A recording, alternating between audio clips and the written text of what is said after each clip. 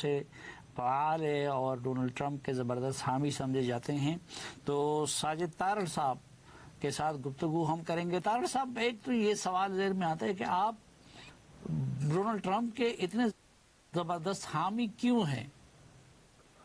دیکھیں، ایک تو اس کی سب سے بڑی وجہ یہ ہے، میں بتانا چاہوں گا کہ اس وقت آپ کے دیکھنے والوں کو یہ پتا ہونا چاہیے کہ امریکہ کے اندر جمہوریت میں حصہ لینا ایک پبلک سروس ہے، یہ کاروبار نہیں ہے. ڈونلڈ ٹرمپ صاحب پیسہ کما کے سیاست میں آئے ورسز بائیڈن یا دوسرے سیاستدان جو ہیں وہ سیاست میں آ کے پیسہ کماتے ہیں. تو میں نے میں خود ایک کامیاب بزنس مین ہوں. میں ہمیشہ یہ سمجھتا ہوں کہ یہ ایک پبلک ڈیوٹی ہوتی ہے، قوم کو سرو کرنا ہوتا ہے، بجائے کہ اس میں آ کے کاروبار کیا جائے، ٹھیکے لیے جائیں، کمیشن کک بیک لیے جائیں. تو میں اس وجہ سے ڈونلڈ ٹرمپ صاحب کے ساتھ ہوں 2016 سے.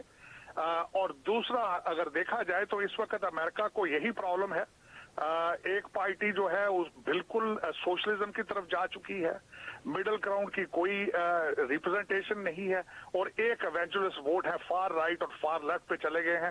ضرورت اس چیز کی تھی کہ مڈل گراؤنڈ پہ آیا جاتا، اور میں ان ویلیوز پہ بلیو کرتا ہوں. اور دوسرا پوائنٹ یہ ہے کہ میں نے امریکن ڈریم بائی کیا ہے. امریکن ڈریم بائی کرنے کا مطلب ہے کہ آپ ریپبلکن فلاسفی سے ایگری کرتے ہیں. میں وہاں پہ سوشلسٹ ایجنڈے کے لیے نہیں گیا تھا، وہاں پہ ویلفیئر لینے نہیں گیا تھا. میں ایک مارکیٹ پلیس پہ، کمپیریٹو مارکیٹ پلیس میں جا کے کمپیٹ کر کے کامیاب ہونا چاہتا تھا. تو یہ وجوہات ہیں کہ میں ڈونلڈ ٹرمپ صاحب کے ساتھ ہمیشہ اٹیچ رہا ہوں. 2016 سے آپ ڈٹ کے ان کے ساتھ ہیں، تو جواب میں ان کی طرف سے بھی آپ کو کچھ ملا ہے؟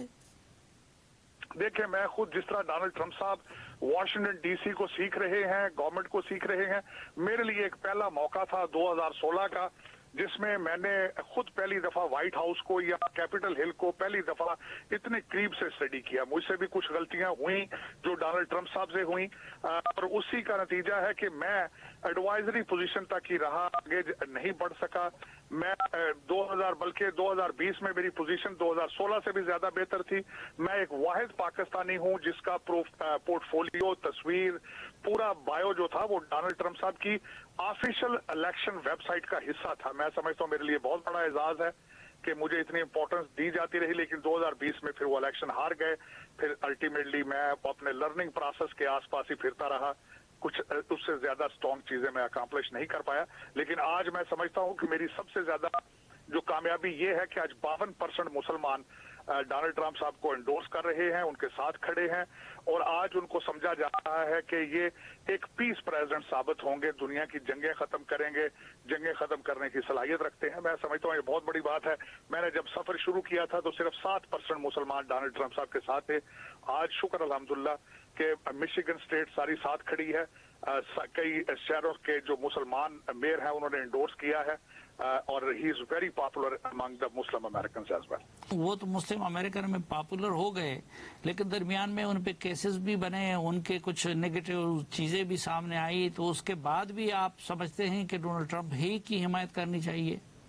بالکل، اس کا ایک بڑا واضح جواب ہے. میں بتانا یہ چاہوں گا کہ در حقیقت سیاسی انتقام ہے سارا. یہ کیسز کیا ہیں؟ صافی صاحب 3.5 سال ڈپارٹمنٹ آف جسٹس سویا